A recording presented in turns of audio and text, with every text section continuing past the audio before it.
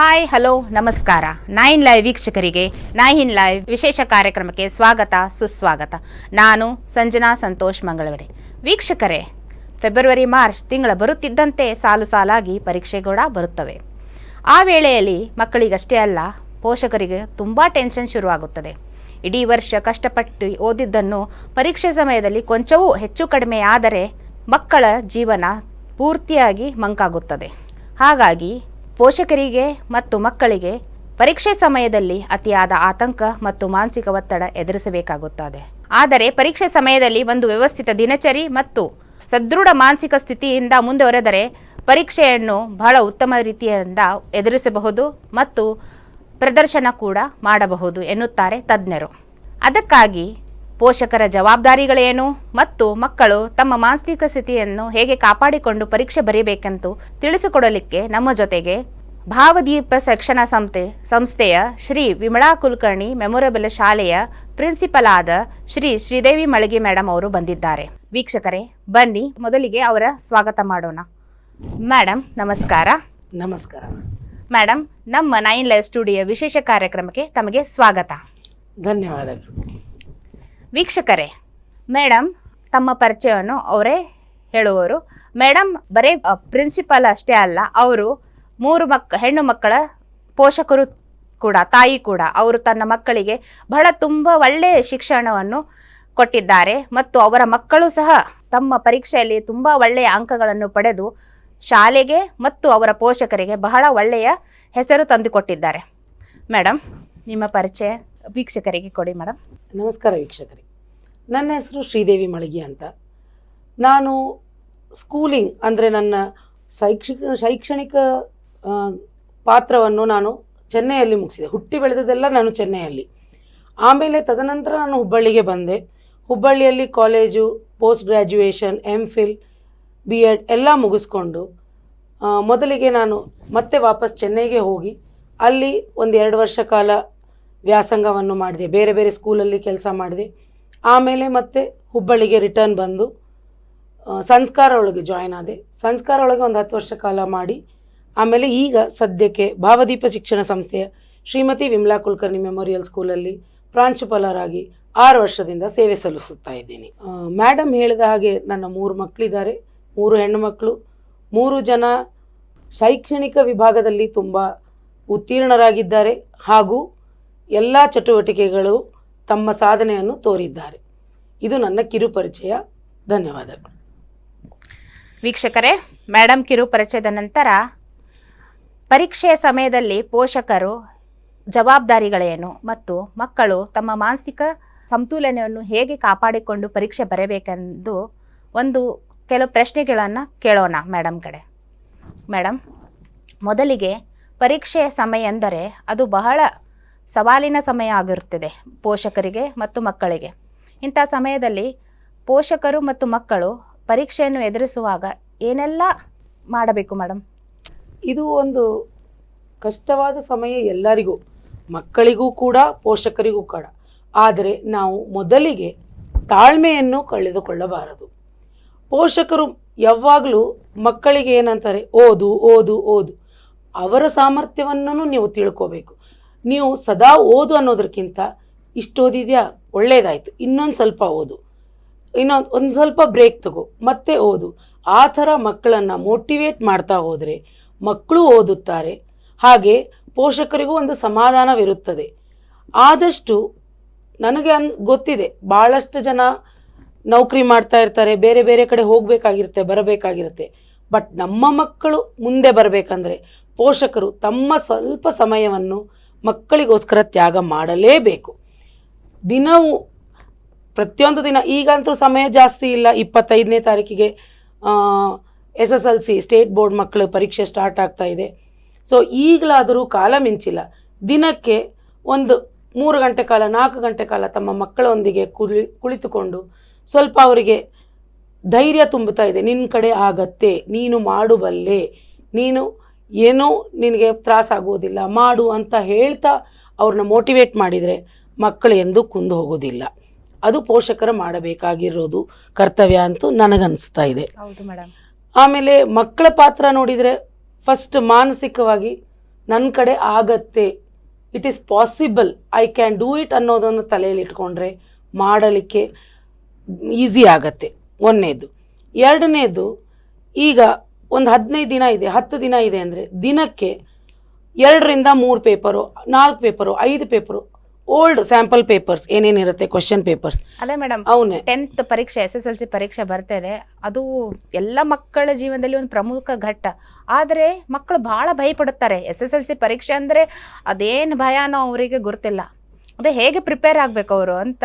ಅದೇ ಈಗ ಅಂತೂ ಕಾಲಾವಕಾಶ ಸ್ವಲ್ಪನೇ ಇದೆ. ಹೌದು. ಸೊ ಈಗ ನೀವು ಬೇರೆ ಬೇರೆ ಕಡೆ ನೋಡಿರ್ತೀರಾ, ನಮ್ಗೆ ಏನಾದರೂ ಒಂದು ಸಾಧಿಸ್ಬೇಕಂದ್ರೆ where there is a will there is a way ಅಂತೇಳಿ ಒಂದು ಇಂಗ್ಲೀಷ್ ಒಳಗೆ ಪ್ರಾವರ್ಬ್ ಇದೆ. ಸೊ ನಾವು ಮಾಡಲಿಕ್ಕೆ ಸಾಧ್ಯವಾಗುತ್ತದೆ ಅಂದರೆ ಆಗತ್ತೆ, ಆಗುವುದಿಲ್ಲ ಅಂದಾಗೆ ನಮಗೆ ಹಿಂದೆಳ್ತಾ ನೆಗೆಟಿವ್ ಥಾಟ್ಸ್, ಆದಷ್ಟು ನೆಗೆಟಿವ್ ಮೆಂಟ್ಯಾಲಿಟಿಯನ್ನು ತೆಗೆದು ಪಾಸಿಟಿವ್ನೆಸ್ ಮೈಂಡ್ ಒಳಗೆ ತುಂಬಿಕೊಂಡ್ರೆ ಬೇಕಾದ ಸಾಧನೆ ಆಗ್ಬೋದು. ಮಕ್ಕಳು ದಿನಕ್ಕೆ ಒಂದು 4-5 ಸ್ಯಾಂಪಲ್ ಪೇಪರ್ಸ್ ಹಳೇದು ನಿಮ್ಮ ಹತ್ರ ಇದ್ದದ್ದನ್ನು ದಯವಿಟ್ಟು ಪೋಷಕರು ಮೊಬೈಲನ್ನು ಕೊಡಬೇಡ್ರಿ. ಸ್ವಲ್ಪ ದಿನದ ಮಟ್ಟಿಗೆ ಮೊಬೈಲನ್ನು ಬದಿಗಿಟ್ಟು ಯಾವ್ಯಾವ ಕ್ವಶನ್ ಪೇಪರ್ ನಿಮಗೆ ಸಿಗತ್ತೆ ಡೌನ್ಲೋಡ್ ಮಾಡಿದ್ದನ್ನು ಸ್ವಲ್ಪ ಪ್ರಿಂಟ್ ಮಾಡಿ ಮಕ್ಕಳಿಗೆ ಕೊಡ್ರಿ. ಆ ಪ್ರಿಂಟೆಡ್ ಕ್ವಶನ್ ಪೇಪರನ್ನು ತೆಗೆದುಕೊಂಡು ಅವರು ಬರೀತಾ ಹೋದರೆ ಆಮೇಲೆ ಟೈಮ್ ಮ್ಯಾನೇಜ್ಮೆಂಟು ಆಗುತ್ತೆ, ಬರವಣಿಗೆ ಇಂಪ್ರೂವ್ಮೆಂಟ್ ಆಗುತ್ತೆ, ಬೇಗ ಬೇಗ ಬರೆಯಲು ಪ್ರಾಕ್ಟೀಸ್ ಆಗುತ್ತೆ. ಇದೆಲ್ಲ ಮಾಡಿದರೆ ಮಕ್ಕಳು ಇನ್ನೂ ಒಂದು 10 ದಿನದೊಳಗೆ ಅವರು ಕಾನ್ಸಂಟ್ರೇಷನ್ದಿಂದ ದಿನಕ್ಕೆ 4-5 ಪೇಪರ್ 15 ತಾಸು ಈಗ ಸದ್ಯಕ್ಕಿಗೆ, ಬಿಕಾಸ್ 10 ದಿನ ಉಳಿದಿದೆ. ಮೊದಲಿನಿಂದ ಮಾಡ್ತಾ ಬಂದಿದ್ರೆ it was not a problem ಆಗ್ತಿರ್ಲಿಲ್ಲ. ಈಗ 10 ದಿನ ಉಳಿದಿರೋದ್ರಿಂದ ಸ್ವಲ್ಪ ಜಾಸ್ತಿ ಸಮಯ ಕೊಡಬೇಕಾಗತ್ತೆ ನಮಗೆ. 18 ತಾಸು, 15 ರಿಂದ 18 ತಾಸು, ಮಿಕ್ಕಿದ ತಾಸು ಸ್ವಲ್ಪ ಮಲ್ಕೊಳ್ಳೋಕ್ಕೆ ಇದು ಮಾಡೋಕ್ಕೆ ನಿಮಗೆ ಹೇಗೆ ಅನುಕೂಲವಾಗತ್ತೆಯೋ. ನಿಮಗೆ ಬೆಳಗ್ಗೆ ಆಗತ್ತೆ ಅಂದರೆ ಬೆಳಗ್ಗೆ, ಸಾಯಂಕಾಲ ಆಗತ್ತೆ ಅಂದರೆ ಸಾಯಂಕಾಲ, ಆ ರೀತಿಯಾಗಿ ಕ್ವಶನ್ ಪೇಪರನ್ನು ಸಾಲ್ವ್ ಮಾಡಿ. ಇವತ್ತು ನಿಮಗೆ ಸ್ವಲ್ಪ ಕಡಿಮೆ ಸಿಗ್ಬೋದು, ನಾಳೆ ಮಾಡಿದಾಗ ಇನ್ನೊಂದು ಸ್ವಲ್ಪ ಜಾಸ್ತಿ, ನಾಡದ್ದು ಮಾಡಿದಾಗ ಇನ್ನೊಂದು ಸ್ವಲ್ಪ ಜಾಸ್ತಿ, ಆ ರೀತಿಯಾಗಿ 25ನೇ ತಾರೀಕು ಮುಟ್ಟೋದ್ರೊಳಗೆ 100% ಆಗತ್ತೆ ನಮ್ಮ ಕಡೆ ಅನ್ನೋ ಭಾವನೆ ನಿಮ್ಮೊಳಗೆ ಮೂಡಬಲ್ಲದು. ಮೇಡಮ್ ನಿಜ, ವಿದ್ಯಾರ್ಥಿಗಳು ನೀವು ಹೇಳಿದ ಎಲ್ಲ ಅದನ್ನು ಪಾಲಿಸ್ಬೋದು. ಆದರೆ ಪೇರೆಂಟ್ಸ್ ಮೀನ್ಸ್ ಪೋಷಕರು ಮಕ್ಕಳಿಗೆ ಇಷ್ಟೇ ಅಂಕ ತಗೋಬೇಕಂತ ಒಂದು ಅಂಕಿ ಮಾಡಿಟ್ಟಿರ್ತಾರೆ. ನೀ ಇಷ್ಟೇ ಮಾರ್ಕ್ಸ್ ತೊಗೊಂಡು ಬರಬೇಕು, ಇಷ್ಟು ಆಗಬೇಕು ಅನ್ನೋದೊಂದು ಒತ್ತಡ ಇಟ್ಟಿರ್ತಾರೆ. ಇದು ಎಷ್ಟು ಮಟ್ಟಿಗೆ ಸರಿ ಮೇಡಮ್? ಇಲ್ಲ, ಅದು ಸರಿನೇ ಅಲ್ಲ ಅನ್ನೋದು ನನ್ನ ಅಭಿಪ್ರಾಯ. ಪೋಷಕರು ಯಾವತ್ತೂ ಒಂದು ಗುರಿಯನ್ನು ಇಡಬೇಡ್ರಿ. ನಿನ್ನ ಕೈಲಿ ಸಾಧ್ಯ ಆಗತ್ತೆ, ನೀನು ಮಾಡಬಲ್ಲೆ. ಈಗ ಇನ್ನೂ ಒಂದು ನಾನು ಇಷ್ಟಪಡ್ತೀನಿ ಇಲ್ಲಿ ಅಂದರೆ, ಯಾವಾಗಲೂ ಪೋಷಕರು ಏನು ಮಾಡ್ತಾರೆ, ಈಗ ಪ್ರಿಪ್ರೇಟ್ರಿ ಮೊನ್ನೆ ನಡೀತು. ಈಗ ಪ್ರಿಪ್ರೇಟ್ರಿ ಆದ ತಕ್ಷಣ ರಿಸಲ್ಟ್ ಬಂದಾಗ ಯಾವುದೋ ಒಂದು ಮಗು ನೀವು ಎಷ್ಟೇ ಅಂಕ ಗಳಿಸ್ಲಿ, ಈಗ 80ಕ್ಕೆ 77 ತೊಗೊಂಡ್ರೆ ಅಯ್ಯೋ 3 ಮಾರ್ಕ್ಸ್ ಬಿಟ್ಟ್ಯಾ, 77 ತೊಗೊಂಡ್ಯಾ ಅಂತ ಯಾಕಂತೀರಾ? ದಯವಿಟ್ಟು ಹೋದ್ಸಲ 75 ತೊಗೊಂಡಿದ್ದೆ, ಈ ಸಲ 77 ತೊಗೊಂಡು 2 ಜಾಸ್ತಿ ಆಗಿದೆ, ಇನ್ನು 3 ಉಳಿದಿದೆ, ನೀನು ಮಾಡಬಲ್ಲೆ ಅನ್ನೋದನ್ನ ಅವ್ರಿಗೆ ಪ್ರೋತ್ಸಾಹಿಸಿದರೆ ಯಾವ ಮಗುನು ಹಿಂದೆ ಉಳಿಯೋದಿಲ್ಲ. ಅಂಕೆಗಳು ಕೊಡಬಾರ್ದಂತೀರಾ? ಹೌದು, ಅಂಕೆಗಳು ಕೊಡಬೇಡ್ರಿ. ನಿನಗೆ ಮಾಡಬಲ್ಲ ಎಷ್ಟು ಶಕ್ತಿ ಇದೆಯೋ ನೀನೇ ವಿಚಾರ ಮಾಡು, ನೀನೇ ಮಾಡು. ಈಗ ನೀನೇ ಪ್ರಿಪ್ರೇಟರಿ ಒಳಗೆ ನೋಡಿದರೆ ಒಂದು ಹಂತಕ್ಕೆ ನೀನು 70 ತೊಗೊಂಡು ಬಂದಿದ್ಯಾ ಅಂದಮೇಲೆ ನೆಕ್ಸ್ಟ್ ಟೈಮ್ 75ಕ್ಕೆ ಬಾ ಅಪ್ಪಿ, 77ಕ್ಕೆ ಬಾ. ಸ್ವಲ್ಪ ನೀವು ಸಪೋರ್ಟ್ ಮಾಡಿದ್ರೆ, ಪೋಷಕರು ಮೋಟಿವೇಟ್ ಮಾಡಿದ್ರೆ ಮಕ್ಕಳು ಮಾಡುತ್ತಾರೆ. ಆದರೆ ಅಯ್ಯೋ ನೀನು 99% ತರಬೇಕು, ನೀನು ಇಷ್ಟೇ ತರಬೇಕು ಅಂದರೆ ಮಕ್ಕಳು ಅದನ್ನ ಐಸೋಲೇಷನ್ ಒಳಗೆ ಹೋಗಕ್ಕೆ ಸ್ಟಾರ್ಟ್ ಮಾಡ್ತಾರೆ. ಅವ್ರಿಗೆ ಹೆದರಿಕೆ, ಮಾನಸಿಕ ಒತ್ತಡ ಆಗುತ್ತೆ, ಹೆದರಿಕೆ ಬರುತ್ತೆ. ಅಯ್ಯೋ ನನ್ನ ಕಡೆ ಆಗ್ಲಿಲ್ಲ ಅಂದ್ರೆ ಏನ್ ಮಾಡೋದು ಅನ್ನೋದು ನೆಗೆಟಿವ್ ಥಾಟ್ಸ್ ಬೆಳೀತಾ ಹೋಗುತ್ತೆ ಮಕ್ಕಳಲ್ಲಿ. ಸೊ ದಯವಿಟ್ಟು ಪೋಷಕರೇ ಅವ್ರ ಮೇಲೆ ಒತ್ತಡ ಹಾಕಬೇಡ್ರಿ, ಪ್ರೋತ್ಸಾಹ ಕೊಡ್ರಿ, ಮೋಟಿವೇಟ್ ಮಾಡ್ರಿ. ಮಕ್ಕಳು ಖಂಡಿತವಾಗೂ ಮಾಡಬಲ್ಲರು. ಅಲ್ಲ ಮೇಡಮ್, ಇದೊಂದಾಯ್ತು ಪೋಷಕರು ಮಕ್ಕಳಿಗೆ, ವಿದ್ಯಾರ್ಥಿಗಳಿಗೆ ಒಂದೊಂದು ಪೋಷಕರು ಏನು ಮಾಡ್ತಾರೆ, ನೀನು ಕಡಿಮೆ ಅಂಕಗಳನ್ನು ತೊಗೊಂಡ್ರೆ ನಿನಗೆ ಮನೆಯಿಂದ ಹೊರಗೆ ಹಾಕುತ್ತೇನೆ, ಇಲ್ಲಾಂದರೆ ನಿನಗೆ ಹಾಸ್ಟೆಲ್ಗೆ ಹಾಕ್ತೇನೆ ಅಂತ ಹೇಳಿ ಹೆದರಿಸ್ತಾರೆ. ಆ ಮಾನಸಿಕ ಒತ್ತಡ ತಡ್ಕೊಳಕ್ಕಾಗಲ್ಲ ಮಕ್ಕಳಿಗೆ. ಅವ್ರು ಏನು ಮಾಡ್ಬೇಕು ಮೇಡಮ್? ಹಿಂಗೆ ಮಾಡಿದರೆ ಪೋಷಕರು ಇದು ಒಳ್ಳೆಯದಲ್ಲ. ಅವರಿಗೆ ಒಂದು ಸ್ವಲ್ಪ ತಿಳಿ ಹೇಳಿ. ಅದು ನಿಜ, ಜಾಸ್ತಿ ಜನ ಈ ಥರನೂ ಇರ್ಬೋದು ಪೋಷಕರು. ಬಟ್ ನಾನು ಪೋಷಕರಲ್ಲಿ ವಿನಂತಿಸುವುದೇನೆಂದರೆ, ಎಷ್ಟೇ ಆದರೂ ಮಕ್ಕಳು ನಿಮ್ಮವರೇ. ನಮ್ಮ ಮಕ್ಕಳು ನಮಗೆ ಹೇಗೆ ಓದಲಿ, 5 ಬೆರಳು ಸಮ ಇರುವುದಿಲ್ಲ. ನಿಜ. ಕೆಲವೊಬ್ಬರಿಗೆ ಜಾಸ್ತಿ ಅಂಕ ಗಳಿಸ್ಲಿಕ್ಕೆ ಆಗ್ಬೋದು, ಕೆಲವೊಬ್ಬರಿಗೆ ಸ್ವಲ್ಪ ಕಡಿಮೆ. ಬಟ್ ನೀವು ಆ ಥರ ನಾನು ನಿನ್ನ ಹಾಸ್ಟೆಲಿಗೆ ಹಾಕ್ತೀನಿ, ನಿನ್ನ ಮನೆ ಬಿಟ್ಟು ಹೊರಗೆ ಹಾಕ್ತೀನಿ ಅಂದರೆ ನಾಳೆ ಬರುವಷ್ಟು ಅಂಕಗಳೂ ಮಕ್ಕಳು ತಗೊಳ್ಳಿಕ್ಕಿಲ್ಲ. ಯಾಕಂದರೆ ಹೇಗಾದರೂ ನನ್ನ ಹಾಸ್ಟೆಲಿಗೆ ಹಾಕೋರಿದ್ದಾರೆ, ಹೇಗಾದರೂ ನನ್ನ ಹೊರಗಡೆನೇ ಬಿಡೋರಿದ್ದಾರೆ, ನಾನು ಎಷ್ಟೇ ಅಂಕ ತಗೊಂಡ್ರು ಏನಾಗತ್ತೆ ಅನ್ನೋ ಭಾವನೆ ಮಕ್ಕಳಲ್ಲಿ ಮೂಡಿದರೆ ಬರುವಷ್ಟು ಅಂಕಗಳು ಬರುವುದಿಲ್ಲ, ಮಾಡುವಷ್ಟೂ ಮಾಡೋದಿಲ್ಲ ಅವರು. ಸೊ ದಯವಿಟ್ಟು ಪೋಷಕರೇ ಒತ್ತಡವನ್ನು ಹಾಕಬೇಡ್ರಿ, ಅವ್ರನ್ನ ಈಗಲಿಂದನೇ ಹೆದರ್ಸ್ಬೇಡ್ರಿ. ನಾನು ಹಾಸ್ಟೆಲ್ಗೆ ಹಾಕ್ತೀನಿ, ನಾನು ಇಲ್ಲಿ ಹಾಕ್ತೀನಿ, ನಾನು ಅಲ್ಲಿ ನಿನಗೆ ಊಟ ಕೊಡಲ್ಲ, ತಿಂಡಿ ಕೊಡಲ್ಲ, ಆ ಥರ ಎಲ್ಲ ದಯವಿಟ್ಟು ಹೆದರ್ಸ್ಬೇಡ್ರಿ. ಅವರಿಗೆ ಬರೀ ಈಗ ಬೇಕಾಗಿರೋದು ಲವ್, ಅಫೆಕ್ಷನ್, ಮೋಟಿವೇಶನ್, ಮೂರೇ ಇಂಪಾರ್ಟೆಂಟ್ ಈಗ ಸದ್ಯದ. ಯಾಕಂದರೆ ಅವ್ರು ಆಲ್ರೆಡಿ ಪ್ರೆಷರಲ್ಲಿ ಇರ್ತಾರೆ. ಟೀಚರ್ಸ್ ಸ್ಕೂಲ್ನಲ್ಲಿ ನೀನು ಮಾಡ್ತೀಯಾ, ನೀನು ಚೆನ್ನಾಗಿ ಮಾಡ್ತೀಯಾ ಅಂದಿರ್ತಾರೆ. ಅಕ್ಕಪಕ್ಕದವರೆಲ್ಲರೂ, ಮನೆ ಅಕ್ಕಪಕ್ಕದವ್ರು ಅವ್ನು ಮಾಡಿದ್ದಾನೆ, ಇವಳು ಮಾಡಿದ್ದಾಳೆ, ನೀನು ಮಾಡ್ತೀಯೋ ಇಲ್ಲೋ, ಈ ಥರ ಒಂದು ಭಯ ಒಂದು ಮೂಡಿರುತ್ತೆ ಅವರಿಗೆ. ಅಂಥ ಹೊತ್ತಿನಲ್ಲಿ ನೀವು ಒತ್ತಡ ಕೊಟ್ಟರೆ ಯಾವ ಕಡೆ ಆ ಮಗು ಹೋಗಬೇಕು? ಸೊ ಪೋಷಕರು ದಯವಿಟ್ಟು ನಿನಗೆ ಆಗತ್ತೆ, ನಿನಗೆ ಎಷ್ಟು ಸಾಧ್ಯ ಆಗತ್ತೆ ಮಾಡು ಅಂತ ಪ್ರೋತ್ಸಾಹ ಕೊಟ್ಟರೆ ಖಂಡಿತ ಮಗು ಒಳ್ಳೆ ಮಾರ್ಕ್ಸ್ ತರತ್ತೆ ಅನ್ನೋದು ನನ್ನ ಅಭಿಪ್ರಾಯ. ವೀಕ್ಷಕರೇ, ಒಂದು ಚಿಕ್ಕ ವಿರಾಮದ ನಂತರ ಮತ್ತೆ ಕಾರ್ಯಕ್ರಮ. ಲೈವ್ ಚಾನೆಲ್ ಇದೀಗ ಸೋಷಿಯಲ್ ಮೀಡಿಯಾಗಳಾದ ಯೂಟ್ಯೂಬ್, ಫೇಸ್ಬುಕ್ ಹಾಗೂ ಇನ್ಸ್ಟಾಗ್ರಾಂನಲ್ಲೂ ವೀಕ್ಷಿಸಬಹುದು. ಭೀಮಾ ಜುವೆಲರ್ಸ್ ಮಾರ್ವಲಸ್ ಮಾರ್ಚ್ ಕೊಡುಗೆಗಳು ಮಾರ್ಚ್ 1ರಿಂದ 31ರವರೆಗೆ. ಈಗ ಪಡೆಯಿರಿ ಚಿನ್ನ ಮತ್ತು ಬೆಳ್ಳಿಯ ಆಭರಣಗಳ ಮೇಕಿಂಗ್ ಶುಲ್ಕದ ಮೇಲೆ 70% ವರೆಗಿನ ರಿಯಾಯಿತಿ ಮತ್ತು ಪ್ರತಿ ಕ್ಯಾರೆಟ್ ವಜ್ರದ ಖರೀದಿಯ ಮೇಲೆ ₹7,000 ಇನ್ಸ್ಟೆಂಟ್ ಕ್ಯಾಶ್ ಬ್ಯಾಕ್ ಜೊತೆಗೆ 3 ಲಕ್ಷದವರೆಗಿನ ಉಚಿತ ಗಿಫ್ಟ್ ಕಾರ್ಡ್ ಪಡೆಯಿರಿ. ಇನ್ನೂ ಹೆಚ್ಚು, ಪ್ರತಿ ಗ್ರಾಂ ಹಳೆಯ ಚಿನ್ನದ ವಿನಿಮಯದ ಮೇಲೆ ಹೆಚ್ಚುವರಿ ₹100 ಪಡೆಯಿರಿ. ಭೀಮಾ ಜುವೆಲರ್ಸ್ ನ ಎಲ್ಲಾ ಮಳಿಗೆಗಳಲ್ಲಿ ಲಭ್ಯ. ಷರತ್ತುಗಳು ಅನ್ವಯ. Bhima Jewelers marvelous March offers from March 1st to 31st. Now get up to 70% off on making charges of gold and silver jewelry and an instant cashback of ₹7,000 per carat plus free gift card worth up to ₹3 lakh on diamond purchases. What's more, get ₹100 extra per gram on old gold exchange. Available at all Bhima Jewelers showrooms. TNC apply. ಏಳು ಸ್ವರವು ಸೇರಿ ಏಳು ಬಣ್ಣ ಸೇರಿ 7 ಗಂಟೆಯೊಳಗೆ ಹಾಲು ಸಿಹಿಯುವಾಯಿತು. ನಮ್ಮದೇ ಡೈರಿಯ ಸಂತೃಪ್ತವಾದ ಹಸುಗಳ ಹಾಲು 7 ಗಂಟೆ ಒಳಗೆ ನಿಮ್ಮ ಮುಂದೆ 300ಕ್ಕೂ ಹೆಚ್ಚು ಫ್ರೆಶ್ ಸ್ವೀಟ್ಸ್ ಆಗಿ ನಮ್ಮ ಸ್ಟೋರ್ಗಳಲ್ಲಿ ರೆಡಿಯಾಗಿರುತ್ತವೆ. India sweet house, traditionally crafted organic delicacies. ಮೊಟ್ಟ ಮೊದಲ ಬಾರಿಗೆ ನಿಮ್ಮ 9 ಲೈವ್ ವಾಹಿನಿಯಲ್ಲಿ ವಿಭಿನ್ನ ಕಾರ್ಯಕ್ರಮಗಳ ಅನಾವರಣ. ರುಚಿ ಶುಚಿ ಅಡುಗೆ ಮಾಡೋ ಹವ್ಯಾಸ ನಿಮ್ಮದಾಗಿದ್ದರೆ ನಾವು ನಿಮಗೆ ಒದಗಿಸುತ್ತಿದ್ದೇವೆ ಅದ್ಭುತ ವೇದಿಕೆ. ಹೊಸ ಹೊಸ ಅಡುಗೆ ಮಾಡುವ ಹವ್ಯಾಸ ಹೊಂದಿದ ಮಹಿಳೆಯರಿಗಾಗಿ ಇಲ್ಲಿದೆ ರುಚಿ ಶುಚಿ ಕಾರ್ಯಕ್ರಮ. ಆಸಕ್ತ ಮಹಿಳೆಯರು ಕೂಡಲೇ ಸಂಪರ್ಕಿಸಿ. Mobile number 8277833999. ವೀಕ್ಷಕರೇ, ಶ್ರೀ ಅಗ್ನಿಹೋತ್ರ ಯಶೋಧರ ಗುರೂಜಿಯವರು ಈಗ 9 ಲೈವ್ ವಾಹಿನಿಯಲ್ಲಿ ಪ್ರತಿ ಭಾನುವಾರ ಹಾಗೂ ಮಂಗಳವಾರ ಸಂಜೆ 5ರಿಂದ 5:30ರವರೆಗೆ ನೇರ ಪ್ರಸಾರ ಕಾರ್ಯಕ್ರಮದಲ್ಲಿ ಪಾಲ್ಗೊಳ್ಳುವರು. ನಿಮ್ಮ ಸಮಸ್ಯೆಗಳಿಗೆ ಪರಿಹಾರ ಕಂಡುಕೊಳ್ಳಲು ನೇರ ಪ್ರಸಾರ ಕಾರ್ಯಕ್ರಮದ ವೇಳೆ ಕರೆ ಮಾಡಿ ಪರಿಹಾರ ಕಂಡುಕೊಳ್ಳಿ. ವಿರಾಮದ ನಂತರ ಕಾರ್ಯಕ್ರಮವನ್ನು ಮುಂದುವರಿಸ್ಕೊಂಡು ಹೋಗೋಣ ವೀಕ್ಷಕರೇ. ಮೇಡಮ್, ನೀವು ಹೇಳ್ತಿದ್ರಿ ವಿದ್ಯಾರ್ಥಿ ಬಗ್ಗೆ ಮತ್ತು ಪೋಷಕರ ಜವಾಬ್ದಾರಿ ಬಗ್ಗೆ. ಪರೀಕ್ಷೆ, ಒಂದೊಂದು ಪ್ರಮುಖ ಪರೀಕ್ಷೆ ಇದ್ದಾಗ ಮಕ್ಕಳು ಹೆಲ್ತ್ ಮೀನ್ಸ್ ಆರೋಗ್ಯ ಭಾಳ ಏರ್ಪೇರಾಗುತ್ತೆ. ಪ್ರಮುಖ ಪರೀಕ್ಷೆ ಸಮಯದಲ್ಲಿ ಅವ್ರ ಮಾನಸಿಕ ಸ್ಥಿತಿ, ದೈಹಿಕ ಸ್ಥಿತಿ ಭಾಳ ಹದಗೆಡುತ್ತೆ, ಅನಾರೋಗ್ಯಕ್ಕೆ ಈಡಾಗ್ತಾರೆ. ಪರೀಕ್ಷೆ ಸಮಯದಲ್ಲಿ ಅವ್ರಿಗೆ ಪರೀಕ್ಷೆ ಬರೆಯಬೇಕನ್ನೋ ಆತಂಕದಿಂದ ಅವರಿಗೆ ಆರೋಗ್ಯ ಹಾಗಾಗುತ್ತೆ, ಏನು ಗೊತ್ತಿಲ್ಲ. ಇದಕ್ಕೆ ಹೇಗೆ ಅವರು ಮೀನ್ಸ್ ಮ್ಯಾನೇಜ್ ಮಾಡ್ಕೋಬೇಕು? ದೈಹಿಕ ಮತ್ತು ಮಾನಸಿಕ ಆರೋಗ್ಯವನ್ನು ಹೇಗೆ ಕಾಪಾಡಿಕೊಂಡು ಪರೀಕ್ಷೆಯನ್ನು ಎದುರಿಸ್ಬೇಕಂತ ಒಂದು ಪ್ರಶ್ನೆ ಮೇಡಮ್. ಅದನ್ನು ಹೆಂಗೆ ಮಾಡ್ಬೇಕಂತ ಹೇಳಿ. ಅದು ನಿಜ.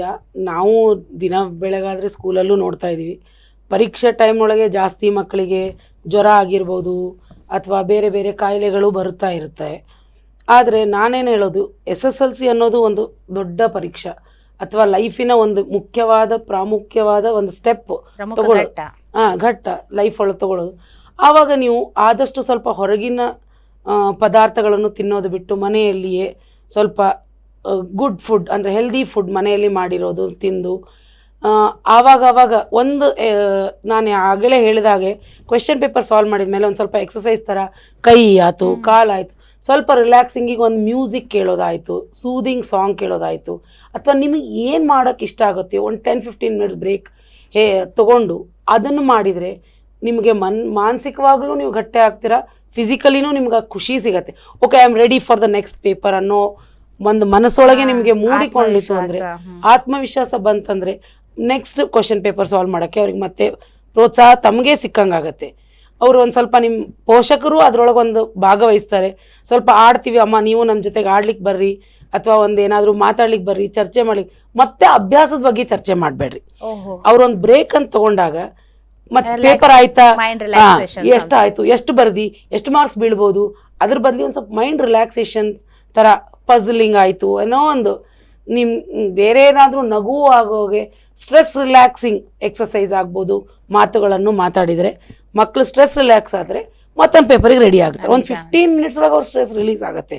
ಬಟ್ ಅದನ್ನ ನಾವು ಮಾಡಬೇಕು. ಬ್ರೇಕ್ ತಗೋಬೇಕಂತೀರಾ? ಹೌದು, ಸ್ಟಡಿ ಮಾಡುವಾಗ ಬ್ರೇಕ್ ತಗೋಬೇಕು 100%. But not every time. ಒಂದು ಸ್ವಲ್ಪ 3 ಅವರ್ ಪೇಪರ್ ಬರೆದ್ಮೇಲೆ ಮತ್ತೊಂದು 15-20 minutes, half an hour break, ಮತ್ತೆ ನೆಕ್ಸ್ಟ್ ಪೇಪರ್ ಬರಿಬೇಕು. ಆ ಥರ ಮೇಡಮ್, ಮಕ್ಕಳು ಪರೀಕ್ಷೆ ಸಮಯದಲ್ಲಿ ಟೈಮ್ ಮ್ಯಾನೇಜ್ಮೆಂಟ್ ಮಾಡೋದು ಹೇಗೆ? ಅಂದರೆ ಒಂದು ಹೊಸ ಟೆಕ್ನಿಕ್ ಬಂದಿದೆ ಅಂತ, ಪೊಮೊಡೋರೋ ಟೆಕ್ನಿಕ್ ಅಂತ ಹೇಳಿ, ತಜ್ಞರ ಆ ಥರ ಇದನ್ನು ಅಳವಡಿಸ್ಕೊಂಡ್ರೆ ಮಕ್ಕಳು ಬಹಳ ಒಳ್ಳೆ ರೀತಿಯಾಗಿ ಪರೀಕ್ಷೆಯನ್ನು ಬರೀಬೋದು. ಅಂದರೆ ಟೈಮ್ ಮ್ಯಾನೇಜ್ಮೆಂಟ್ ಅದರಲ್ಲಿ ಬೇರೆ ಬೇರೆ ಟೆಕ್ನಿಕ್ ಇದೆ ಅಂತ.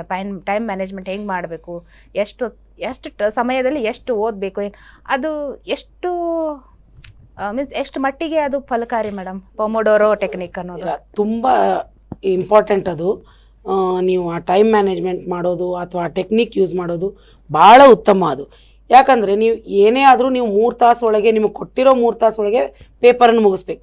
ಮನೇಲಿ ಕೆಲವೊಬ್ಬರು ಏನು ಮಾಡ್ತಾರೆ ಅಂದರೆ, ನಾವು ಪೇಪರ್ ಸಾಲ್ವ್ ಮಾಡ್ತೀವಿ, ಅದ್ರ ಬ್ರೇಕ್ ತೊಗೊಂಡು ಸಾಲ್ವ್ ಮಾಡ್ತೀವಿ, 1 ತಾಸಿಂದ ಒಂದು ಮಾಡ್ತೀವಿ, ಆಮೇಲೆ ಸ್ವಲ್ಪ ಬ್ರೇಕ್ ತೊಗೊಂಡು ಮತ್ತೆ ಕಂಟಿನ್ಯೂ ಮಾಡ್ತಾರೆ. ಆ ಥರ ಆಗಬಾರ್ದು. ಪೋಷಕರು ಅವ್ರ ಮಕ್ಕಳಿಗೆ ಒಂದೇ ಟೈಮಿಂಗ್ ಸೆಟ್ ಮಾಡಬೇಕು. ಎಲ್ಲ ಎಲೆಕ್ಟ್ರಾನಿಕ್ ಗ್ಯಾಡ್ಜೆಟ್ಸ್, ಮೊಬೈಲ್ ಆಗಲಿ, ಟ್ಯಾಬ್ ಆಗಲಿ, ಟಿ ವಿಯಿಂದ ದೂರ ಇಟ್ಟು 3 ಗಂಟೆ ಕಾಲ ಟೈಮ್ ಇಟ್ಟು ಅದನ್ನು ಪ್ರಾಕ್ಟೀಸ್ ಮಾಡಿ. ಮತ್ತು ಒಂದು ಸ್ವಲ್ಪ ಟೈಮ್ ಮ್ಯಾನೇಜ್ಮೆಂಟ್ ಬಂದ ತಕ್ಷಣ ಈಗ ಬೇರೆ ಬೇರೆ ಇರ್ತದೆ. ಸೆಕ್ಷನ್ ಎ ಅಂತ ಅಂದ್ಕೊಡ್ರಿ, ಸೆಕ್ಷನ್ ಬಿ ಅಥವಾ ಉದ್ದವಾದ 7-8 ವಾಕ್ಯ ಉತ್ತರ, ಸಣ್ಣ ಉತ್ತರ. ಈ ಸಣ್ಣ ಉತ್ತರಗಳು 4 ಇದ್ದರೆ 5 ಇದ್ದರೆ ಅದನ್ನು 15 ನಿಮಿಷದೊಳಗೆ ಮುಗಿಸ್ಬೇಕು, 20 ನಿಮಿಷದೊಳಗೆ ಮುಗಿಸ್ಬೇಕು. ನಿಮ್ಮ ಕೆಪಾಸಿಟಿ ಎಷ್ಟಿದೆ 20 ನಿಮಿಷದೊಳಗೆ ಆ ಟೈಮ್ ಮ್ಯಾನೇಜ್ಮೆಂಟ್ಗೆ ಅಷ್ಟರೊಳಗೆ ಅದನ್ನು ಬರೆದು ಮುಗಿಸ್ಬೇಕು. ಮ್ಯಾನೇಜ್ಮೆಂಟ್ನಲ್ಲಿ ಬ್ರೇಕ್ ಇರುತ್ತಾ? Water break? ಯಾವ ಬ್ರೇಕು ಇರೋದಿಲ್ಲ, ಯಾವ ಬ್ರೇಕು ತಗೊಳ್ಳಬಾರ್ದು. ನೀವು ಇದಿಷ್ಟು ಮಾಡಿದರೆ ಇಷ್ಟರೊಳಗೆ 3 ತಾಸೊಳಗೆ ಅದನ್ನೇ ವಿಭಾಗ ಮಾಡ್ಕೊಳ್ಬೇಕು. ಸಣ್ಣ ಉತ್ತರಗಳನ್ನು 15 ನಿಮಿಷದೊಳಗೆ ಮುಗಿಸ್ಬೇಕು, ದೊಡ್ಡ ಉತ್ತರಗಳನ್ನ ಅರ್ಧ ಗಂಟೆ ಕಾಲ ತೊಗೊಂಡು ಆ ಥರ ನೀವು ಮ್ಯಾನೇಜ್ ಮಾಡಿಕೊಂಡು ಅದನ್ನು 3 ಗಂಟೆ ಕಾಲ ಒಳಗೆ ಆದಷ್ಟು ಮೊದಲೇ ಸ್ಟಾರ್ಟಿಂಗ್ 3 ಆಗ್ಬೋದು, ಆಮೇಲೆ 2 ಗಂಟೆ ಮುಕ್ಕಾಲು ತಾಸು ಆಗ್ಬೋದು, ಆಮೇಲೆ 2.5 ತಾಸು, ಅಂದರೆ ಮ್ಯಾಕ್ಸಿಮಮ್ 2.5 ತಾಸೊಳಗೆ ಮುಗಿಯೋಕ್ಕಾಗತ್ತೆ ಮಕ್ಕಳಿಗೆ. ಫುಲ್ ಪರ್ಫೆಕ್ಟ್ ಇದ್ದು ಪ್ರಾಕ್ಟೀಸ್ ಇದ್ದರೆ 2.5 ಗಂಟೆ ಒಳಗೆ ಪೇಪರ್ ಮುಗಿಸಿ ಮತ್ತೆ ಪುನಃ ಅದನ್ನು ನೋಡೋಕ್ಕೆ ಅವ್ರಿಗೆ ಅವಕಾಶ ಇರುತ್ತೆ. ಎಲ್ಲಾದರೂ ಒಂದು ಸಣ್ಣ ಪುಟ್ಟ ತಪ್ಪು ಮಾಡಿದರೆ ಟೈಮ್ ಮ್ಯಾನೇಜ್ಮೆಂಟ್ ಭಾಳ ಮುಖ್ಯ ಮಕ್ಕಳಿಗೆ. ಮೇಡಮ್, ಟೈಮ್ ಮ್ಯಾನೇಜ್ಮೆಂಟ್ ಬಗ್ಗೆ ಹೇಳಿದ್ರಿ. ಈ ಪರೀಕ್ಷೆ ಸಮಯದಲ್ಲಿ ಪ್ರಶ್ನೆ ಪತ್ರಿಕೆ ಇರುತ್ತೆ, ಅದನ್ನು ಹೇಗೆ ನೋಡಿಕೊಂಡು, ಆಮೇಲೆ ಪತ್ರಿಕೆಯಲ್ಲಿ ಉತ್ತರ ಹೆಂಗೆ ಬರೀಬೇಕು, means what are the techniques, ಏನೇನು ಮಾಡಬೇಕು, ಅದರಲ್ಲಿ ಏನಾರು ಮೀನ್ಸ್ ಸಣ್ಣ ಪುಟ್ಟ ಒಂದು ಸ್ವಲ್ಪ ಈ ಟಿಪ್ಸ್ ಇರ್ತಾವಲ್ಲ ಮೇಡಮ್, ಅದನ್ನು ಹೆಂಗೆ ಅವ್ರು ಗ್ರಾಪ್ಸ್ ಮಾಡಿ ಕ್ವಶನ್ ಪೇಪರ್ ಆನ್ಸರ್ ಬರೀಬೇಕಂತ ಕ್ವಶನ್ ಪೇಪರ್ ನೋಡಿ, ಅಂದರೆ ಮೊದಲು ಯಾವ ಕ್ವಶನ್ಸ್ ಅವ್ರು ಬರೀಬೇಕು, ಯಾವ ಕ್ವಶನ್ಸಿಗೆ ಆನ್ಸರ್ಸ್ ಮಾಡ್ಬೇಕು ಅನ್ನೋದು ಇರ್ತಲ್ಲ ಮೇಡಮ್, ಅದನ್ನು ಸ್ವಲ್ಪ ಹೇಳಿಕೊಡೆ ಮೇಡಮ್. ಓಕೆ, ಈಗ ಮಕ್ಳಿಗೆ ಏನಾಗುತ್ತೆ, ಕೆಲವೊಮ್ಮೆ ಮೊದಲನೇ ಪ್ರಶ್ನೆ ಬರಲಿಲ್ಲ ಅಂತ ಇಟ್ಕೊಳ್ರಿ. ಪೋಷಕರಾಗಲಿ ಯಾರೇ ಆಗಲಿ ಫಸ್ಟ್ ಮೋಟಿವೇಟ್ ಮಾಡಿ ಮಕ್ಳಿಗೆ ಹೇಳಬೇಕಾಗಿದ್ದೇನೆಂದರೆ, ಮೊದಲನೇ ಪ್ರಶ್ನೆ ಬರಲಿಲ್ಲ ಅಂದರೆ ಅದನ್ನು ಸ್ವಲ್ಪ ಇಗ್ನೋರ್ ಮಾಡು, 2ನೇ ಪ್ರಶ್ನೆಗೆ ಹೋಗು. ಬಿಕಾಸ್ ಟೈಮ್ ಮ್ಯಾನೇಜ್ಮೆಂಟ್ ಭಾಳ ಇಂಪಾರ್ಟೆಂಟ್ ಅಲ್ಲಿ. ನೀವು ಮೊದಲೇ ಪ್ರಶ್ನೆ ಬರಲಿಲ್ಲ ಅಂತ ಅಲ್ಲೇ ತಲೆ ಕೆಡ್ಸ್ಕೊಂಡು ಕೂತ್ಕೊಂಡ್ಬಿಟ್ರೆ ಮಿಕ್ಕಿದ್ದಕ್ಕೆ ಟೈಮ್ ನಮ್ಮ ಸಲುವಾಗಿ ನಿಂದಿರೋದಿಲ್ಲ. ಅದಕ್ಕೋಸ್ಕರ ಯಾವ್ದ್ಯಾವ್ದು ಇರುತ್ತೆ, 2ನೇ ಪ್ರಶ್ನೆ 3ನೇ ಬರೋದನ್ನು ಅಷ್ಟು ಪ್ರಶ್ನೆಗಳನ್ನು ಬರೆದು ಆದ ಮೇಲೆ ಟೈಮ್ ಸಿಕ್ಕಾಗ ಉಳ್ಕಿ ಪ್ರಶ್ನೆಗಳನ್ನು, ಯಾಕಂದರೆ 1-2 ಮಾರ್ಕ್ಸ್ ಪ್ರಶ್ನೆಗಳು ಬಾರದೇ ಹೋದರೆ ಏನಾಗುತ್ತೆ, 5 ಮಾರ್ಕ್ಸ್ ಅಥವಾ ದೊಡ್ಡ ಪ್ರಶ್ನೆ ಏನಿರುತ್ತೆ ಅದಕ್ಕೆ ಸಮಯ ಉಳಿಯೋದಿಲ್ಲ. ಸೊ ಈ ಸಣ್ಣ ಮಾರ್ಕ್ಸಿನ ಪ್ರಶ್ನೆಗಳು ಬರಲಾರ್ದಾಗ ಅದನ್ನೊಂದು ಸ್ವಲ್ಪ ಹೊತ್ತು ಪೆಂಡಿಂಗ್ ಇಟ್ಟು ಉದ್ದುದ್ದ ಅಥವಾ ಜಾಸ್ತಿ ಮಾರ್ಕ್ಸ್ ಉಳ್ಳ ಪ್ರಶ್ನೆಗಳನ್ನ ಬೇಗ ಬರೆದು ಮುಗಿಸಿ ಬರುವಂಥ ಪ್ರಶ್ನೆಗಳನ್ನ ಬೇಗ ಬರೆದು ಮುಗಿಸಿ ಆಮೇಲೆ ಫಸ್ಟ್ ಸೆಕೆಂಡ್ 1 ಮಾರ್ಕ್ 2 ಮಾರ್ಕ್ಸ್ ಪ್ರಶ್ನೆಗಳಿಗೆ ಬಂದು ಸ್ವಲ್ಪ ರಿಲ್ಯಾಕ್ಸ್ಡ್ ಆಗಿ ನೋಡಿಕೊಂಡು ಬರೆದ್ರೆ, ಅಕಸ್ಮಾತಿಗೆ ನನಗೆ ಪ್ರಶ್ನೆ ಬರಂಗಿಲ್ಲ ಅದಾದ್ಮೇಲೂ ಬರಲೇ ಇಲ್ಲ, ಎಲ್ಲ 5 ಮಾರ್ಕ್ಸ್ ಬರದೆ, 3 ಮಾರ್ಕ್ಸ್ ಬರದೆ, 8 ಮಾರ್ಕ್ಸ್ ಬರದೆ, ಏನೋ ಇತ್ತು, ಪತ್ರ ಆಯಿತು ಏನಾಯಿತು ಎಲ್ಲ ಬರೆದ್ರು ಬರಲಿಲ್ಲ ಅಂದಾಗ ಸ್ವಲ್ಪ ನಿಧಾನವಾಗಿ ಆ ಪ್ರಶ್ನೆಯನ್ನು 2-3 ಬಾರಿ ಓದ್ರಿ. ಮತ್ತೆ ಮತ್ತೆ ಓದ್ರಿ. ಆವಾಗ ಟೀಚರ್ ಹೇಳಿಕೊಟ್ಟದನ್ನ ನೆನಪಿಗೆ ಬರುತ್ತೆ. ಆ ಪ್ರಶ್ನೆಗೆ ತಕ್ಕವಾದ ಉತ್ತರ ನಿಮಗೆ ಏನು ತಿಳಿಯುತ್ತೋ ಅದನ್ನು ಬರೀರಿ. ಬ್ಲ್ಯಾಂಕ್ ಮಾತ್ರ ಬಿಟ್ಟರೆ ಯಾರೇ ಕರೆಕ್ಷನ್ ಮಾಡೋರಿಗೆ ಮಾರ್ಕ್ಸ್ ಕೊಡೋಕ್ಕೆ ಸಂಖ್ಯೆ ಇರೋದಿಲ್ಲ. ಸೊ ಪ್ರಶ್ನೆಗೆ ಏನು ತದ್ಮಟ್ಟ ಉತ್ತರ ನಿಮ್ಮ ಟೀಚರ್ ಹೇಳಿದ್ದು ಯಾವ ಪಾಠದಿಂದ ಬರುತ್ತೆ ಆ ಲೆವೆಲ್ಗೆ ನೀವೇನಾದರೂ ಅದನ್ನು ಒಂದು ಸ್ವಲ್ಪ ತಿಳ್ಕೊಂಡು ನೆನಪು ಮಾಡಿಕೊಂಡು ಎಲ್ಲಿ ಹೇಳಿದ್ರು ಅದನ್ನು ಯಾವುದಕ್ಕೆ ಹೇಳಿದರು ಏನು ಎಂತ ಅನ್ನೋದು ಸ್ವಲ್ಪ ವಿಚಾರ ಮಾಡಿ ಯಾವುದ್ರ ಬೇಸ್ ಮೇಲೆ ಈ ಯಾವ್ದು ಪಾಠದಿಂದ ಬಂದಿದೆ ಅನ್ನೋದು ತಿಳ್ಕೊಂಡು ಸ್ವಲ್ಪ ಮಟ್ಟಿಗೆ ಅದನ್ನು ಬರೆದರೆ ಸ್ವಲ್ಪನಾದರೂ ಅಂಕಗಳು ಬರುವ ಚಾನ್ಸಸ್ ಇರುತ್ತೆ. ನೀವು ಪೂರ್ಣವಾಗಿ ಅದನ್ನು ಬಿಟ್ಟುಬಿಟ್ರೆ ನನಗೆ ಬರೋದಿಲ್ಲ ಅಂದರೆ ಯಾವ ಅಂಕನೂ ಬರೋದಿಲ್ಲ. ಸೊ ಸ್ವಲ್ಪ 2 ಬಿಟ್ಟು 4 ಸಲ ಆ ಪ್ರಶ್ನೆಯನ್ನು ಮತ್ತೆ ಮತ್ತೆ ಓದಿದರೆ ಸ್ವಲ್ಪನಾದರೂ ಏನಾದರೂ ಮೇಡಮ್ ಈಗ ಒಂದನೇ ಪ್ರಶ್ನೆ ಬರೋದೇ ಇಲ್ಲ ಅಂತ ತಿಳ್ಕೊಳ್ಳಿ, ಅದ ಬಿಟ್ಟು ಅವನು ವಿದ್ಯಾರ್ಥಿ 2ನೇ ಪ್ರಶ್ನೆ ಬರ್ದಿರ್ತಾನೆ. ಈಗ ನಾ ಅವನಿಗೆ ಲಾಸ್ಟ್ ಪೇಪರ್ ಮುಗ್ತಾ ಬರ್ತಂತೆ 1ನೇ ಪ್ರಶ್ನೆ ಉತ್ತರ ಬಂತು ವಿಚಾರ ಮಾಡಿದಾಗ ಅದು ಅಲ್ಲಿ ಗ್ಯಾಪ್ ಬಿಟ್ಟಿರಂಗಿಲ್ಲ ಅವನು ಬರಿಬೇಕಂತ ಹೇಳಿ ಅದನ್ನು ಅವನು ಲಾಸ್ಟ್ ಪೇಜಲ್ಲಿನೂ ಬರೀಬೋದಾ ಮೇಡಮ್? ಬರೋದು ಕ್ವಶನ್ ನಂಬರು ಕರೆಕ್ಟಾಗಿ ಹಾಕಬೇಕು. ಕ್ವಶನ್ ನಂಬರ್ ಕರೆಕ್ಟಾಗಿ ಹಾಕಿ ಬರೀಬಹುದು. ಅಂಕಗಳು ಸಿಗುತ್ತೆ ಮೇಡಮ್? ಸಿಗತ್ತೆ. ಕ್ವಶನ್ ನಂಬರ್ ಕರೆಕ್ಟಾಗಿ ಹಾಕಿ ಬರೆದ್ರೆ ಸಿಗತ್ತೆ. ಮಕ್ಕಳು ಗ್ಯಾಪ್ ಕೊಡಬಾರ್ದು, ಆಮೇಲೆ ಬಂದಿಲ್ಲ ಅಂದ್ರೆ ಅದು ಗ್ಯಾಪಿಗೆ ಮತ್ತೆ ಅದು ಮಾರ್ಕ್ಸ್ ಕಟ್ ಮಾಡ್ತಾರ ಅನ್ನೋದು ಅದು ನಿಜ. ಗ್ಯಾಪ್ ಇದ್ರೆ ಮಾರ್ಕ್ಸ್ ಕಟ್, ಆದ್ರೆ ನೆನಪಾದ ತಕ್ಷಣ ಕ್ವಶನ್ ನಂಬರ್ ಹಾಕಿ ಬರೆದ್ರೆ ಅದೇನೂ ಆಗೋದಿಲ್ಲ. ಆಮೇಲೆ ನಿಮಗೆ ನಾರ್ಮಲಿ ಸಣ್ಣ ಪುಟ್ಟ ಉತ್ತರಕ್ಕೆ ಒಂದೊಂದೇ ಸಾಲ್ ಬೇಕಾಗತ್ತೆ, ಜಾಸ್ತಿ ಏನು ಬೇಕಾಗಿಲ್ಲ. 1 ಮಾರ್ಕ್ ಪ್ರಶ್ನೆಗಳಿಗೆ ಅಥವಾ ನಿಮಗೆ ಎಲ್ಲಿ ಆಪ್ಷನ್ ಕೊಟ್ಟಿರ್ತಾರೆ 4 ನಿಮಗೆ ಉತ್ತರ ಕೊಟ್ಟಿರ್ತಾರೆ ಅದ್ರೊಳಗೆ ಒಂದು ತೆಗೆದುಕೊಂಡು ನೀವು ಬರಿಬೇಕಾಗಿದ್ದಕ್ಕೆ ಒಂದೇ ಲೈನ್ ಸಾಕಾಗತ್ತೆ. ಅವಾಗೇನು ನೀವು ಜಾಸ್ತಿ ಜಾಗ ಬಿಡ್ಬೇಕನ್ನೋದಿರೋದಿಲ್ಲ, ಸ್ವಲ್ಪ ಜಾಗ ಬಿಟ್ಟಿರ್ತೀರ. ನೆನಪಾದ ತಕ್ಷಣ ಅಥವಾ ಯಾವಾಗಲಾದ್ರೂ ಕೆಲವೊಮ್ಮೆ ಏನಾಗುತ್ತೆ ನೀವು ಸ್ವಲ್ಪ ರಿಲೇಟ್ ಮಾಡಿಕೊಂಡು ಸ್ವಲ್ಪ ಯೋಚನೆ ಮಾಡಿದಾಗ ಒಂದು ಪ್ಯಾಸೇಜ್ ಒಳಗಾಗ್ಲಿ ಅಥವಾ ಬೇರೆ ಪ್ರಶ್ನೆಗೆ ಇದ್ರ ನೀವು ಉತ್ತರ ಬರೀಬೇಕಾದ್ರೆ ಇದ್ರ ಲಿಂಕ್ ಬಂದ್ರೂ ಬರುತ್ತೆ 1 ಮಾರ್ಕಿಗಾಗ್ಲಿ. ಅದಕ್ಕೆ ಕೇಳಿದೆ ನಾ, ಎಲ್ಲಾದ್ರೂ ಅಂದ್ರೆ ಪೂರ ಪ್ರಶ್ನೆ ಪತ್ರಿಕೆಯಲ್ಲಿ ಎಲ್ಲಾದ್ರೂ ಒಂದು ಪ್ರಶ್ನೆಯಲ್ಲಿ ಉತ್ತರ ಸಿಗುತ್ತೆ ಒಂದೊಂದು ಮಕ್ಕಳಿಗೆ ಸಿಗ್ಬೋದು. ಕೆಲವೊಮ್ಮೆ ಅದೇ ಪಾಠದಿಂದ ಇದ್ರೆ ಸಿಗತ್ತೆ. ಆವಾಗ ಆ ಪ್ರಶ್ನೆಗೆ ಮುಗಿಸಿ ಯಾವ್ದು ಬರಿತಾ ಇರ್ತಾರೆ ಅದನ್ನ ಮುಗಿಸಿ ಆದ್ರೂ ಕ್ವೆಶ್ಚನ್ ನಂಬರ್ ಹಾಕಿ ಬರೀರಿ. ಅಥವಾ 1 ಮಾರ್ಕಿಗೆ ಅಲ್ಲೇ ಒಂದೇ ಲೈನ್ ಬಿಟ್ಟಿದ್ರೆ ಹೋಗಿ ಆ 1 ಮಾರ್ಕ್ ಲೈನ್ ಬಿಟ್ಟಲ್ಲಿ ಆ ಉತ್ತರವನ್ನು ಬರೆದು ಮತ್ತೆ ಕಂಟಿನ್ಯೂ ಮಾಡ್ರಿ ನೆನಪಾದ ತಕ್ಷಣ. ಮೇಡಮ್ ಎಲ್ಲಕ್ಕಿಂತ ಮಕ್ಕಳಿಗೆ ವಿದ್ಯಾರ್ಥಿಗಳಿಗೆ ಗಣಿತ ಪರೀಕ್ಷೆ ಅಂದ್ರೆ ಬಹಳ ಆತಂಕ ಮೇಡಮ್. ಗಣಿತದ ಅಂದ್ರೆ ಅದಕ್ಕೆ ಅವ್ರು ಏನ್ ಮಾಡ್ಬೇಕು ಮೇಡಮ್? ಯಾರಾದ್ರೂ, ನಾನು ಹೆದರ್ತಿದ್ದೆ ಚಿಕ್ಕವಳಿದ್ದಾಗ, ಅದಕ್ಕೆ ಎಲ್ಲರಿಗೂ ಅದೊಂದು ಗಣಿತ ಅಂದ್ರೆ ಒಂದು ಭಯ ಮೂಡಿಸುತ್ತೆ ಮೇಡಮ್. ಅದಕ್ಕೆ ಅಂದ್ರೆ ಅದನ್ನು ಕ್ಯಾಲ್ಕುಲೇಷನ್ ಆದ್ರೂ ಸಪ್ರೇಟ್ ಆಗಿ ಮಾಡಕ್ ಬರೋದಿಲ್ಲ ಬೋರ್ಡ್ ಎಕ್ಸಾಮ್ಸ್ ಅಲ್ಲೆಲ್ಲ. ಅದಕ್ಕೆ ಹೇಗೆ? ಇಲ್ಲ, ಬೋರ್ಡ್ ಎಕ್ಸಾಮಿಗೆ ನೀವು ಸಪ್ರೇಟ್ ಆಗಿ ಒಂದು ಲೈನ್ ಹಾಕ್ಬಿಟ್ಟು ಅದೇ ಶೀಟ್ ಅಲ್ಲಿ ಮಾಡಬಹುದು. ಅದೇ ಶೀಟ್ ಒಳಗೆ ನೀವು ಇಲ್ಲಾಂದ್ರೆ ಈ ಲಾಸ್ಟಿಗೆ ಒಂದು ಪೇಜೇ ಕೊಟ್ಟಿರ್ತಾರೆ ಅವ್ರು ಸಪ್ರೇಟ್ಲಿ, ಪ್ಲೇನ್ ಪೇಜು. ಒಂದು ಲೈನ್ ಹಾಕೋಬಹುದು ನೀವು ಸಾಲ್ವಿಂಗ್ ಮಾಡ್ಲಿಕ್ಕೆ. ಲಾಸ್ಟ್ ಒಳಗೆ ಪ್ಲೇನ್ ಪೇಜ್ ಇರುತ್ತೆ, ಅಲ್ಲೇನೂ ಸಾಲ್ವ್ ಮಾಡ್ಕೊಂಡು ಬರಿಬೋದು ನೀವು. ಅದ್ರದ್ದು ಏನೂ ಇಲ್ಲ, ನೀವು ಬೇಕಾದಂಗೆ ನೀವು ರಫ್ ಕಾಲಮ್ ಹಾಕೊಂಡು ಸಾಲ್ವ್ ಮಾಡಿಕೊಂಡು ಬರಿಬೋದು. ಅದು ಮೊದಲಿಂದ ನಮ್ಮ ಭಾರತದೊಳಗೆ ಮ್ಯಾಥ್ಸ್ ಅಂದರೆ ಒಂದು ಭಯ ಮೂಡಿಸಿದೆ already. But it's a funny subject, loving subject, easy subject. ನಿಮಗೆ ಯಾವಾಗ ನಿಮಗೆ ಟೇಬಲ್ಸ್ ಆಯ್ತು, ಫಾರ್ಮುಲಾಸ್ ಆಯ್ತು, ಅವೆಲ್ಲ ಬರುತ್ತೆ. ಅದನ್ನ ಅಪ್ಲಿಕೇಶನ್ ಒಂದೇ ತಿಳ್ಕೊಂಬಿಟ್ರೆ it is easy.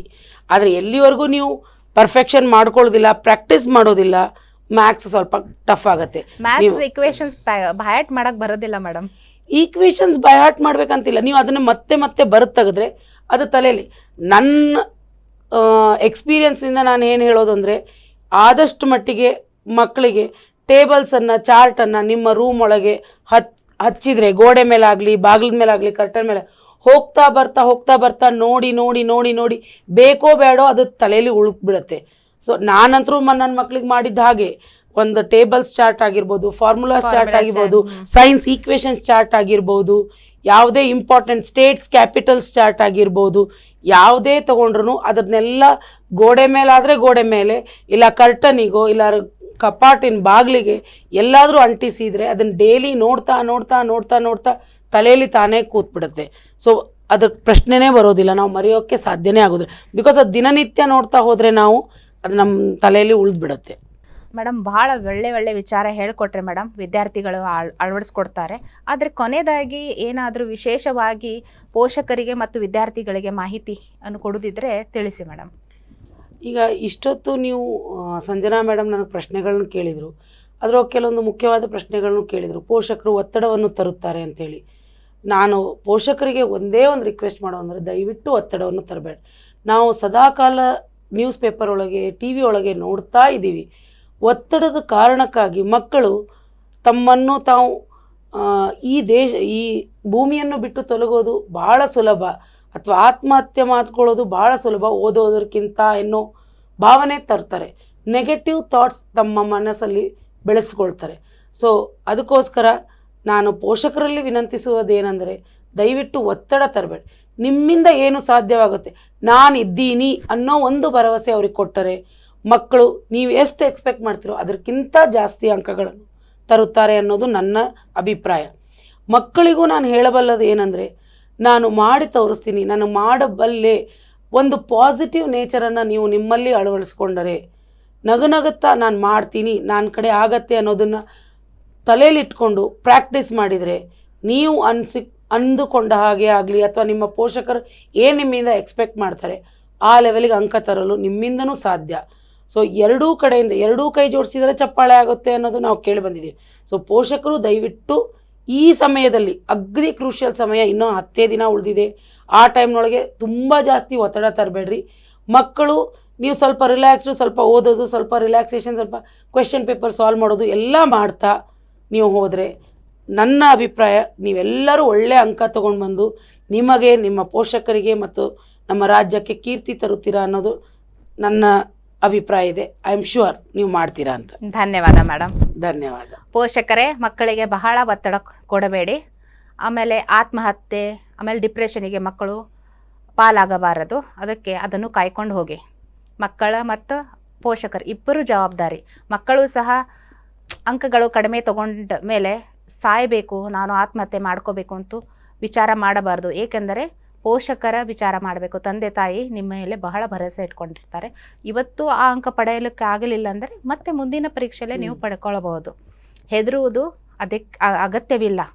B brave kids and face your exams. All the best for everyone. All are writing exams at present. ವೀಕ್ಷಕರೇ, ಇದಾಯಿತು ಇವತ್ತಿನ ವಿಶೇಷ ಕಾರ್ಯಕ್ರಮ. ಮತ್ತೆ ವಿಶೇಷ ಕಾರ್ಯಕ್ರಮದೊಂದಿಗೆ ನಾನು ಹಾಜರಾಗುತ್ತೇನೆ. ವೀಕ್ಷಿಸಿದಿರಿ 9 ಲೈವ್. ಧನ್ಯವಾದ.